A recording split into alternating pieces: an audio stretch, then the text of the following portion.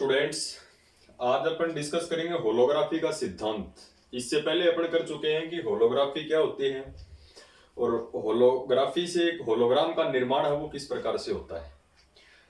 और आज अपन डिस्कस करेंगे होलोग्राफी का सिद्धांत। जब होलोग्राम का अपन ने निर्माण किया तो सबसे पहले डिस्कस किया था कि लेजर स्रोत से M1 के ऊपर एक लाइट गिरेगी और वो लाइट M1 दर्पण के ऊपर दो भागों में विभाजित हो जाती है। एक जो लाइट है ये M3 से परावर्तित होकर सीधा कहां पहुंचती है, प्लेट P पर पहुंचती है। इस तरंग को निर्देश तरंग कहते हैं, रेफरेंस वेव, इसको बोलते हैं रेफरेंस वेव।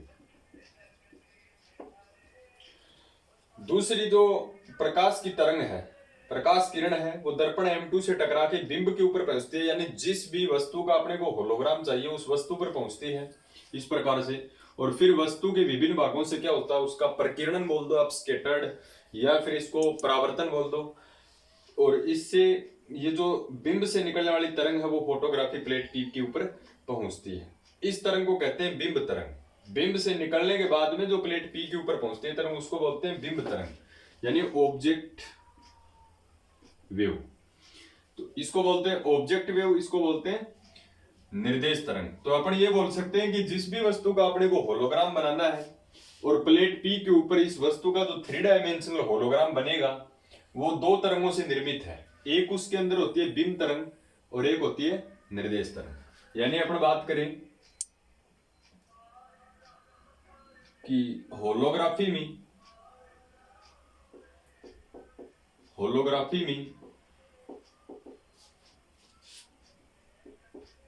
प्लेट P पर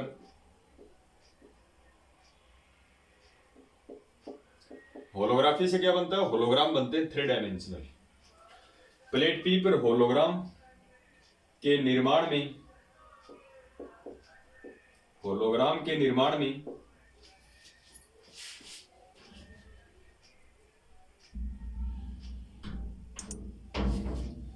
इस प्लेट P पर होलोग्राम के निर्माण में बिंब तरंग तथा एक दूसरी तरंग कौन सी है, निर्देश तरंग। बिंब तरंग तथा निर्देश तरंग महत्वपूर्ण है। तो ये ध्यान रखना है कि प्लेट P के ऊपर जिस भी वस्तु का होलोग्राम बनता है उस वस्तु के होलोग्राम के निर्माण में दो तरंगों की जरूरत पड़ती है अपने को। एक बिंब तरंग कहलाती है जो बिंब से निकलने के प्लेट P पर पहुंचती है, दूसरी निर्देश तरंग कहलाती है रेफरेंस वेव, तथा निर्देश तरंग महत्वपूर्ण है। अब देखो अपन इसका सिद्धांत पढ़ेंगे, वो प्योर मैथमेटिकली है। और इन तरंगों के अपन समीकरण लिखें, वेव की इक्वेशन लिखें कि बिंब तरंग का समीकरण क्या होगा और निर्देश दो तरंग है उसका समीकरण क्या होगा। तो अपन इन दोनों तरंगों के समीकरण लिखेंगे और फिर अपन आयाम निकालेंगे और आयाम से अपन प्रकाश की तीव्रता की बात करेंगे। क्योंकि अपन जब होलोग्राफी के अंदर होलोग्राम का निर्माण करते हैं तो उसमें जो प्रकाश की तीव्रता है वो काफी ज्यादा होती है। प्रकाश की तीव्रता इसमें बढ़ाने का मुख्य संसाधन कौन है, अपने पास लेजर है, जो प्रकाश की तीव्रता को यानी इंटेंसिटी ऑफ द लाइट को इंक्रीज कर देता है, यानी उसको बढ़ा देता है। तो सबसे पहले अपन देखते हैं कि बिंब तरंग का समीकरण क्या होगा। बिंब तरंग, जिसको ऑब्जेक्ट वेव बोलते हैं अपन, बिंब तरंग का समीकरण, एक तरंग का जो समीकरण है वो किस प्रकार से होता है। देखो अपन तरंग के समीकरण को तो y equals to a sine omega t, जिसमें प्लस माइनस अपन फाई कर सकते हैं, कुछ इस प्रकार से लिखते हैं। तो यहां से अपन y से नहीं लिखेंगे, इसको e से शो कर रहे हैं। बिंब तरंग का समीकरण e से लिख दिया अपन ने। ऑब्जेक्ट बोलते हैं बिंब तरंग को, इसलिए इसके नीचे लगा देते हैं EO। ऑब्जेक्ट तरंग का समीकरण है। पहले अपन लिखते हैं आयाम A0 AO into cos omega t plus phi.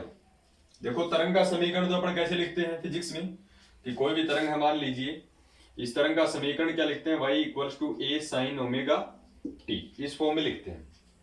y क्या है, विस्थापन है, डिस्प्लेसमेंट है, a क्या होता है, आयाम होता है। तो इसी फॉर्म में जैसे ओमेगा t में साइन कोस की जगह जो साइन या कोस के रूप में होगी वेव, बट ओमेगा टी जो है एंगल है उसमें कमी या वृद्धि हो सकती है, प्लस माइनस अपन फाई है साई है कुछ भी ऐड या कम कर सकते हैं। तो ई क्या है, विस्थापन है, E equals to A naught जो है वो आयाम है, एओ है, ये ए नोट नहीं है, A O cos omega T plus phi. तो यहां पर ध्यान रखना है कि वेहर, इसको दे दें इक्वेशन फर्स्ट, वेहर एओ तो क्या है, बिंब तरंग का आयाम, बिंब तरंग का आयाम। आयाम क्या होता है, तरंग द्वारा तय किया गया जो अधिकतम विस्थापन है ये उसका आयाम होता है, एम्पलीट्यूड। और इसमें जो फाई है, फाई है ये कहलाता है कला कोण, फेज एंगल, ये कहलाता है कला कोण। ये बिंब तरंग का समीकरण है। अपन आयाम निकालेंगे तो इस होलोग्राम का जो आयाम होगा वो दो तरंगों से निर्मित होगा, एक तो बिंब तरंग का आयाम और दूसरा निर्देश तरंग का आयाम। तो यहां पर जो परिणामी तरंग है, परिणामी जो तरंग का समीकरण होगा वो दो तरंगों के समीकरण से मिलकर बनेगा, एक तो बिंब तरंग का समीकरण होगा जिसमें एक निर्देश तरंग का समीकरण होगा। तो परिणामी तरंग का समीकरण के लिए अपन दोनों का ऐड करेंगे, यानी परिणामी तरंग यानी प्लेट पी पर पहुंचने वाली परिणामी तरंग, बिंब तरंग प्लस निर्देश तरंग। तो बिंब तरंग का अपने समीकरण लिखा, इसी प्रकार से निर्देश तरंग के समीकरण की अपन बात करें तो निर्देश तरंग का जो समीकरण है वो अपन क्या लिख सकते हैं,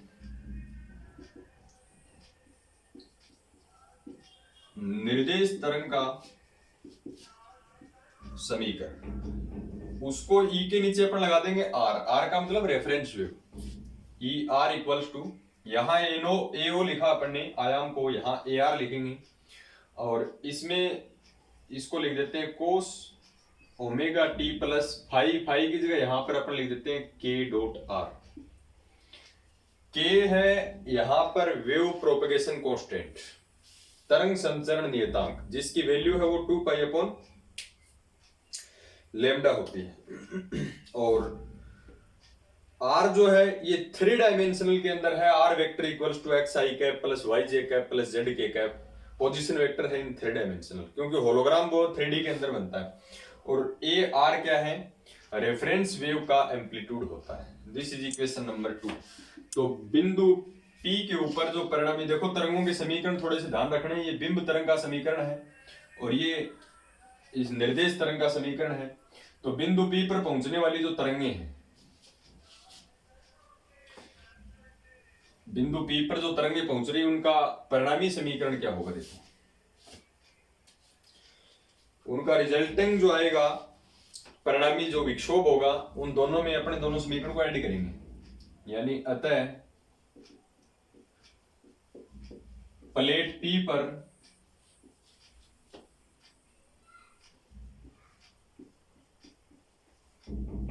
परिणामी विक्षोभ,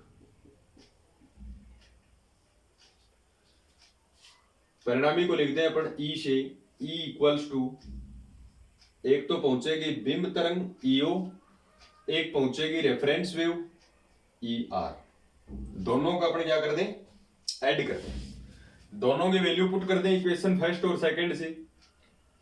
तो E इक्वल्स टू, ईओ की वैल्यू क्या है, A O cos omega T plus phi plus E R की वैल्यू, ई आर की वैल्यू अपन ने क्या लिखी है, ए ओ की जगह A R cos omega t और फाई की जगह के डॉट आर। अपन लिख सकते हैं 11th क्लास में तरंगों के समीकरण अपन ने अच्छे तरीके से पढ़े हुए हैं। ये अपने पास बिंदु पी के ऊपर परिणामी जो रिजल्टिंग जो वैल्यू है वो अपने को मिल गई। अब देखो अपन क्या करेंगे कि इस तरंग का आयाम निकालेंगे, क्योंकि तीव्रता तक पहुंचना अपने को, इंटेंसिटी तक, तो तीव्रता क्या होती है, आयाम के वर्ग के बराबर होती है। प्रकाश की तीव्रता आयाम के वर्ग के बराबर होती है। तो इसमें अपन आयाम का क्या करेंगे, वर्ग करेंगे। तो प्रकाश की जो तीव्रता हुई है, जैसे रिजल्टिंग एम्पलीट्यूड है, परिणामी आयाम है, तो अपन क्या करेंगे, अब प्रकाश की तीव्रता निकालेंगे।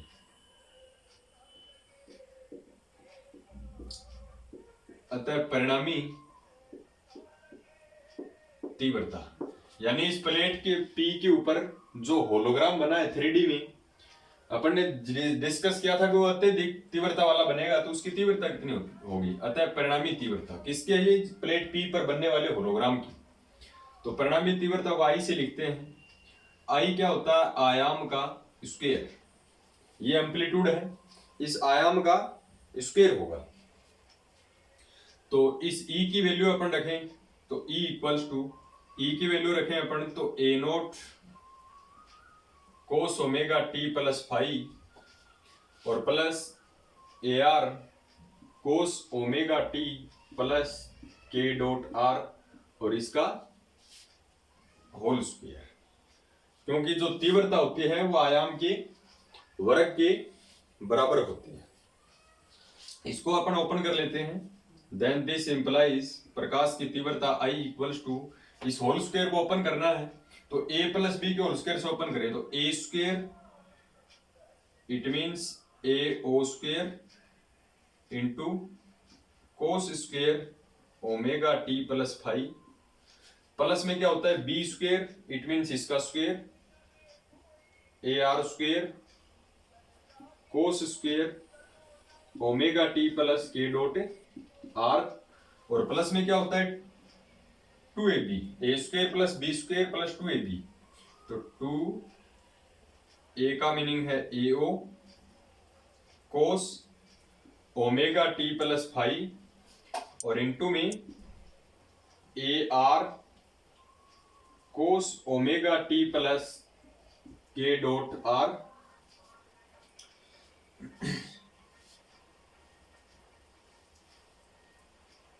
और इसको थोड़ा सा अपन बढ़ा सकते हैं।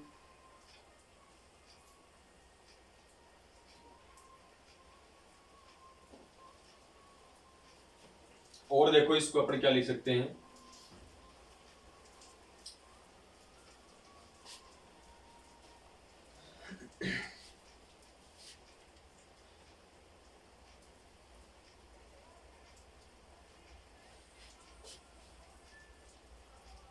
इसको अपन थोड़ा सा देखो बढ़ा भी सकते हैं।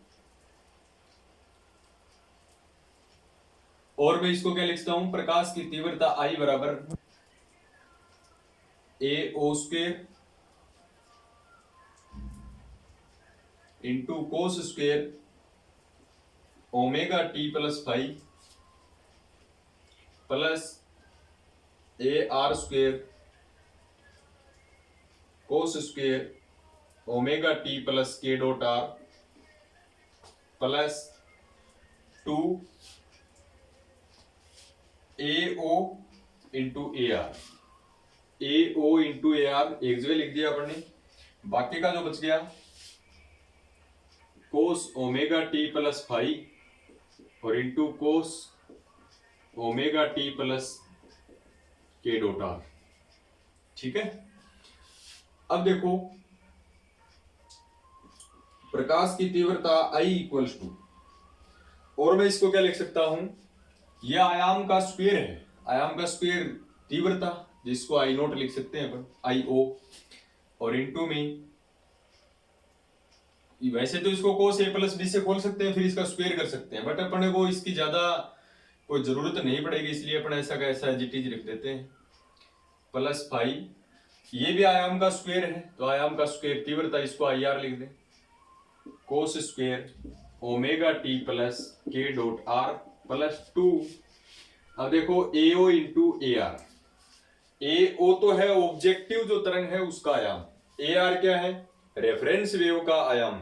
तो दोनों आयाम है, दो आयामों का जो गुणनफल है वो स्क्वायर बनेगा। जैसे प्रकाश की तीव्रता को आयाम के स्क्वायर के बराबर लिख सकते हैं तो इसको A इंटू A पर लिख सकते हैं। ऑलमोस्ट ये लगभग अगर बराबर है, अगर ये लगभग बराबर हैं तो इसको अपन क्या लिख सकते हैं, या तो इसको ऐसे ऐसे लिखेंगे या फिर इसको अपन ओपन करके भी लिख सकते हैं। तो इसको ऐसे लिखेंगे अपनी बुक में, इसको ऐसा कैसा लिख रखा है AO into AR cos omega T plus five और into cos omega T plus K dot R. ये है प्रकाश की परिणामी तीव्रता। जो होलोग्राम प्लेट पी के ऊपर जो होलोग्राम बनता है उसकी तीव्रता है वो इस फॉर्मूले से दी जाएगी। तो ये अपना होलोग्राफी का जो चैप्टर है ये कंप्लीट है और ऑप्टिक्स का लास्ट यूनिट का लास्ट टॉपिक है। अब देखो होलोग्राफी जो है वो एक लेजर के अथवा में पूछता है अपने से एग्जाम के अंदर। एग्जाम पॉइंट ऑफ व्यू से इंपॉर्टेंट भी है। होलोग्राफी से रिलेटेड क्वेश्चन 100% एग्जाम के अंदर आता है। तो अपन ने जो अभी तक जो ऑप्टिक्स पढ़ी है वो ऑलमोस्ट अपनी कंप्लीट है। और अगर आप सिलेबस के अकॉर्डिंग दोनों पार्ट का कॉन्सेप्ट ध्यान में रखकर या कंपटीशन एग्जाम को ध्यान में रखकर जो भी प्रॉब्लम्स हैं आपके पास, न्यूमेरिकल प्रॉब्लम्स हैं, तो वो अपन सॉल्व कर सकते हैं और आप पूछ भी सकते हो। और इसमें थोड़ा सा ध्यान रखना है कि जो ऑप्टिक्स ब्रांच है वो फिजिक्स की काफी इंपॉर्टेंट ब्रांच है और कंपटीशन एग्जाम के अंदर इसका काफी वेटेज है।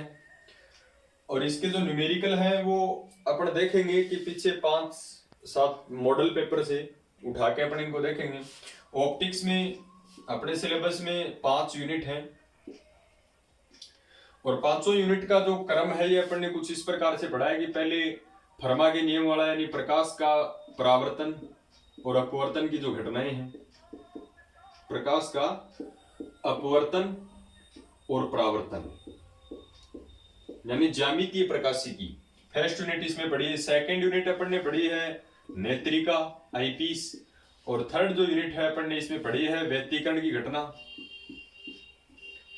और फोर्थ है जो विवर्तन की घटना जिसमें फ्रेनल और फ्रॉनहोफर विवर्तन थे, डिफ्रैक्शन। और फिफ्थ जो है ये लेजर यूनिट है जिसमें लेजर के बारे में डिस्कस किया। हालांकि इसमें प्लस में कुछ एडिटिव क्वांटिटीज हैं जैसे होलोग्राफी है, तो ये सब कुछ तो अपन ने इसका लेजर का जो पार्ट है उसको इम्पोर्टेंस दिया है। और वो अपन ने जानबूझ के इसलिए किया है क्योंकि अपन एडवांस जब फॉरवर्ड होंगे, आगे बढ़ेंगे, तो जितना होलोग्राफी का यूज नहीं है उतना लेजर काफी इंपॉर्टेंट है। आजकल सबसे ज्यादा अपन लेजर यूज में लेते हैं। तो ये ऑप्टिक्स की 500 यूनिट अपन ने कर लिए हैं। ज्यामितीय प्रकाशिकी है फर्स्ट, सेकंड है नेत्रिका जिसमें आइगन और एम्स्टर्डम नेत्रिका अपन ने पढ़ी।